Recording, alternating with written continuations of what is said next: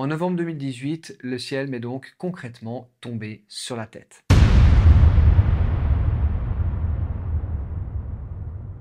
Quand on devient cadre et qu'on embrasse de nouvelles fonctions de management, eh bien le stress, c'est inévitable. Pourquoi? Parce que c'est une réaction normale à toute nouvelle situation qu'on ne maîtrise pas. En revanche, si on ne réagit pas, les risques sont importants tant au niveau de sa santé que de sa situation personnelle et professionnelle. Dans cette vidéo, je te partage comment j'ai traversé un de mes plus gros challenges professionnels, ce que j'ai mis en place et ce que j'en ai tiré au final.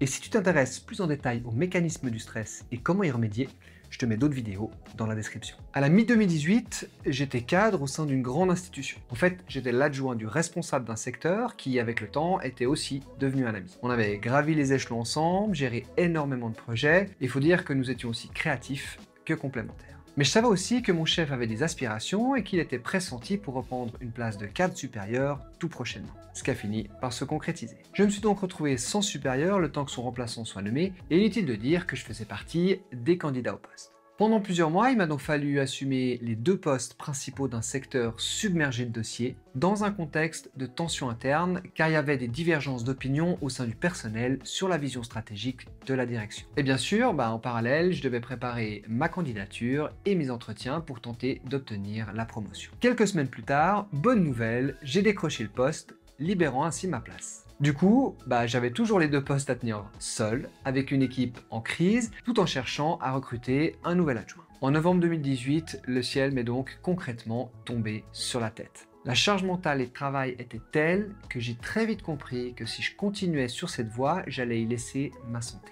J'étais débordé, sous l'eau, je me noyais dans un océan de sollicitations sans savoir comment garder la tête hors de l'eau. J'étais égaré, tout le temps à la bourre, je ne savais plus quoi traiter en premier ni comment. Je devais donc trouver rapidement un moyen de me relever et de ne plus subir la situation parce que je savais pertinemment que le burn-out était à la porte et qu'il s'apprêtait à toquer. La masse des dossiers n'était pas gérable par une seule personne parce que c'était celle de deux postes. Mais j'avais pas le choix, il me fallait trouver une manière de fonctionner pour tenir le coup, le temps que mon adjoint entre en fonction. Et là, on parlait de plusieurs mois. Alors, inutile de te dire à quel point ce tsunami a pesé sur ma vie professionnelle, mais aussi sur ma vie privée. J'étais sans arrêt en train de penser à ce que j'avais à faire au boulot et comment anticiper ou trouver des solutions dans l'urgence. Je commençais à faire des heures supplémentaires et j'étais beaucoup moins disponible mentalement pour ma femme et mes enfants. En fait, j'étais présent, mais sans vraiment être là. Bonjour, vous êtes bien en face de Cédric, mais je suis absent pour le moment. Merci de repasser plus tard. Alors très vite, je me suis dit, si tu changes pas quelque chose, tu vas y laisser ta santé, et ça, c'était absolument hors de question. Pour t'illustrer les choses, je me sentais comme au milieu d'une rivière, les pieds dans l'eau, à essayer de récupérer toute l'eau, avec pour seule ressource une petite cuillère. J'ai donc commencé par prendre conscience que peu importe ce que je ferais, le travail et les demandes allaient continuer d'affluer, un petit peu comme l'eau dans la rivière, et que mes moyens, la taille de la petite cuillère, ne seraient pas plus grands. Il fallait donc que je mette en place un mindset et puis une méthode de travail qui me permettrait de prendre la hauteur pour ne plus me sentir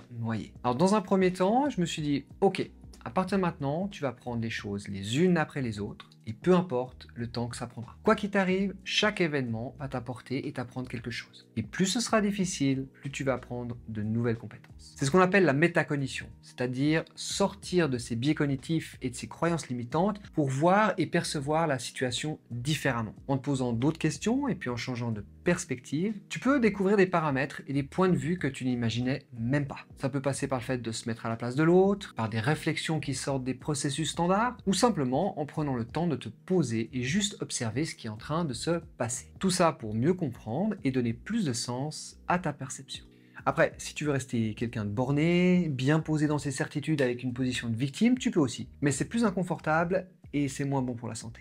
Une fois mon mindset posé et intégré, là, j'ai pu aborder la charge de travail avec une vision un petit peu plus optimiste. Il n'y avait pas moins de travail, mais ma perception avait clairement changé. Un peu comme quand tu regardes un verre d'eau et que tu te dis qu'il est à moitié plein au lieu d'à moitié vide. Et ça, ça change tout. Parce que ton stress va être bon ou mauvais pour ta santé en fonction de la manière dont tu le perçois. J'en parle d'ailleurs dans la vidéo sur le stress. Ensuite, il me fallait une méthode de travail pour déterminer ce que j'allais traiter en premier, ce que j'allais déléguer et ce que j'allais mettre de côté, soit pour traiter plus tard, soit pour ne pas le traiter du tout. Pour ça, rien de tel que la fameuse matrice d'Eisenhower. C'est une matrice avec deux axes, d'un côté celui de l'importance et de l'autre celui de l'urgence. C'est quoi la différence? L'urgence, ça concerne le temps que tu as à disposition traiter le dossier, et l'importance, c'est l'impact que ça va avoir si tu traites pas ton dossier. Sur cette matrice, tu as 4 zones. La première, l'important et urgent. Là, t'as pas le choix, il faut le traiter toi et tout de suite. Ensuite, l'important, pas urgent. Ça, tu peux le planifier pour plus tard ou le déléguer. Il y a ensuite l'urgent, pas important, tu peux le déléguer. Et puis le pas urgent et pas important, ça, tout simplement, tu vas soit le limiter, soit complètement l'ignorer. Donc j'ai commencé à passer tous mes dossiers en cours dans le filtre de cette matrice pour prioriser l'ordre de traitement. Lorsque je pouvais déléguer des tâches sans submerger mes équipes qui étaient déjà bien occupées, je le faisais. Certains dossiers ont été planifiés sur une période plus appropriée, et puis d'autres ont été carrément placés dans une fourre, il est urgent d'attendre.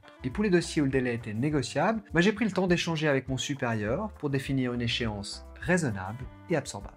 Et pour ce qui était ni urgent ni important, j'ai mis en place ce qu'on appelle des plans de renonciation qu'on a fait valider par les échelons supérieurs. Et évidemment, tout ce qui était urgent et important, je le traitais immédiatement. Fabien Olicard, si tu le connais, utilise une technique très efficace pour la gestion des emails et je te la partage volontiers. Il suffit de prévoir 1 ou 2 plages de traitement de tes emails dans la journée pour pas passer tout ton temps à faire ça, quitte à mettre une alarme. Et si le traitement de ton mail te prend moins de 2 minutes, fais-le tout de suite. Et si ça prend plus que 2 minutes, passe-le dans ta matrice d'Eisenhower et en fonction, tu traites dans un délai court, tu planifies, tu délègues, tu classes ou tu jettes. Dans mes réflexions, j'ai aussi intégré le fait que je travaille dans un système où il y a des dimensions sur lesquelles je n'ai pas ou peu d'emprise. On évoque souvent la loi de Pareto avec ses 80-20.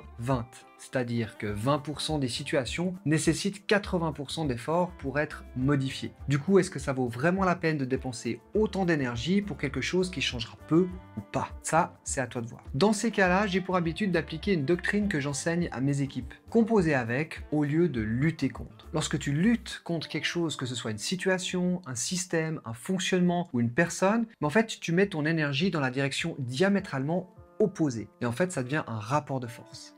Et si c'est pas toi le plus fort, c'est perdu. Et du coup, ça génère de la déception, de la frustration et ça vient méchamment chatouiller ton ego. Et si c'est toi qui gagne, dis-toi qu'il y a forcément un ou des perdants et que votre relation ne sera pas forcément des plus faciles pour l'avenir. En revanche, composer avec, c'est entrer en collaboration. Un peu comme en arts martiaux, quand tu utilises la force de l'autre pour aller dans une direction qui s'approche de celle que tu souhaites. Alors, ça nécessitera certainement de la souplesse en faisant avec les contraintes et les caractères de chacun, mais ça va aller dans un sens qui t'est beaucoup plus favorable que l'opposition. À titre personnel, lorsque j'ai identifié des situations bloquantes ou complexes, j'ai cherché à comprendre les besoins et motivations des autres parties et j'ai identifié nos besoins et visions communes. Comme ça m'a permis d'adopter un discours qui leur parle et puis qui les rassure. Ce qui fonctionne bien aussi, avant de te mettre à rédiger des notes, c'est d'aborder ta hiérarchie avec la situation et lui demander comment elle voit les choses et quelle est sa vision stratégique à ce sujet. Ça va te permettre de partir directement dans la bonne direction. Et crois-moi ou non, en faisant comme ça, tu vas rencontrer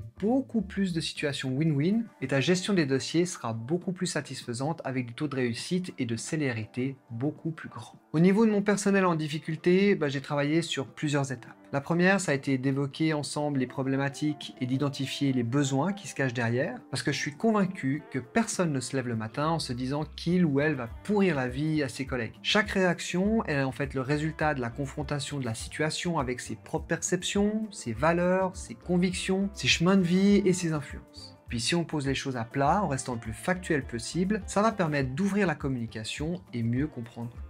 Ensuite, ça a été de donner du sens en clarifiant la vision stratégique et en expliquant pourquoi certaines décisions ont été prises. On peut ne pas être d'accord, mais au moins il y a une explication. J'ai aussi pris le temps d'expliquer les dimensions sur lesquelles il y avait une marge de manœuvre et où celles où il n'y en avait pas. Ça, c'est toujours en lien avec le fait de mettre l'énergie au bon endroit. C'était aussi important pour moi de valoriser le travail qui était déjà fait et puis de célébrer les étapes de réussite. Et pas forcément d'attendre que le dossier soit clos. Il était primordial aussi d'accompagner ceux qui commettent des erreurs en les informant ou en les formant. Et aussi de recadrer les comportements hors jeu pour valoriser ceux qui justement respectent les règles. Quand on se trompe parce qu'on ne savait pas, c'est une erreur. Par contre, quand on le fait en connaissance de cause, là ça devient une faute qui doit être recadrée. Bien sûr, ça n'empêche pas la bienveillance dans le recadrage et c'est important pour tous ceux qui travaillent correctement.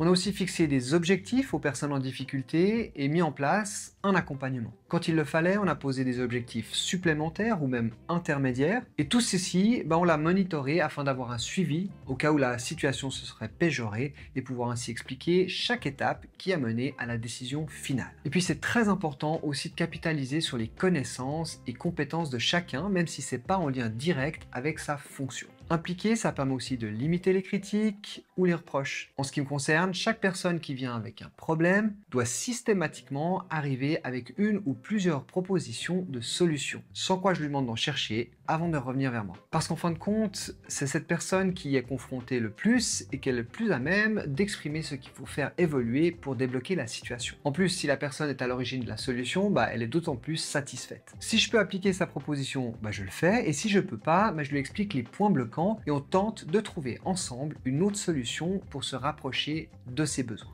En procédant comme ça, tu verras que les râleurs viendront moins souvent. Et comme ils auront personnellement participé à faire évoluer leur situation, ils seront moins enclins à se plaindre. Toutes ces étapes ont permis de réguler la situation. Certaines personnes ont tout de même émis le souhait de partir et on les a accompagnés afin qu'ils trouvent des postes qui correspondaient le plus possible à leurs aspirations. Et puis les autres ont retrouvé la sérénité avec plus de sens à leur tâche. Alors oui, on n'a malheureusement pas plus de moyens à disposition, mais on arrive à être plus objectif et à optimiser notre manière de fonctionner. Bien évidemment, tout ça s'est pas toujours déroulé facilement, j'en ai bavé, j'ai commis des erreurs, j'ai parfois dû m'y reprendre à plusieurs reprises, gérer mes émotions, ravaler ma fierté, m'excuser, essuyer des critiques, apaiser des tensions et trouver des moyens de tenir le coup. Et dans ces cas-là, la respiration, la relaxation et l'imagerie mentale m'ont été très utile. Ça m'a permis de réguler mon stress et mes émotions, et puis aussi de me projeter de manière constructive vers les étapes suivantes. Ce sont d'ailleurs des techniques simples et très efficaces que j'enseigne aujourd'hui, notamment dans le cadre des accompagnements et formations. Si tu veux en savoir plus, n'hésite pas à me contacter sur Insta. Si je pouvais revenir en arrière, qu'est-ce que je changerais ? Je pense que je travaillerai sur ma pleine conscience et ma disponibilité familiale, parce que c'est certainement quelque chose qui a dû peser dans la balance de ma séparation quelques années plus tard. Et ça reste aussi un regret. Là aussi, la présence dans l'instant présent, ça se travaille. J'en parlerai dans une prochaine vidéo. Voilà, j'espère que cette vidéo t'a inspiré et surtout qu'elle t'a été utile. Pense à la liker si tu as aimé et à la partager pour faire connaître mon travail. La meilleure manière de soutenir et continuer à suivre la chaîne, c'est de t'abonner. Merci d'avance. Et n'oublie pas, c'est pas ce qui t'arrive qui compte, mais ce que tu en fais. D'ici la prochaine vidéo, prends soin de toi et moi je te dis à bientôt.